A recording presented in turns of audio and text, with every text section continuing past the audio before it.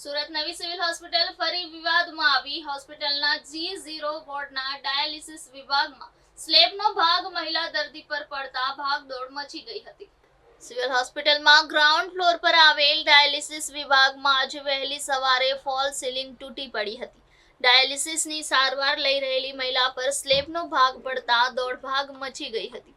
જોકે આ ઘટના બાદ ત્યાં ડાયાલિસિસ માટે દાખલ દર્દીઓ તેમજ સારવાર આપતા તબીબો સહિતના કર્મચારીઓ ભયભીત થઈ ગયા હતા.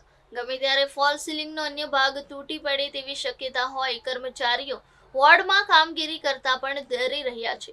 ત્યારે અવારનવાર સિવિલ હોસ્પિટલના સ્લેબના પોપડા ખરી પડવાની ઘટનાઓ બનતી રહે છે. આજે સિવિલમાં ગ્રાઉન્ડ ફ્લોર પર આવેલ G0 વોર્ડમાં ડાયાલિસિસ વિભાગમાં વહેલી સવારે ફોલ સીલિંગ તૂટી પડ્યું હતું. ડાયાલિસિસની સારવાર લઈ રહેલી મહિલા પર સ્લેબનો ભાગ પડતા દોડધામ મચી ગઈ હતી. સદનસીબે 47 વર્ષીય રાણી દેવ મૌર્ય નામની મહિલાનો આબાદ બચાવ થયો હતો.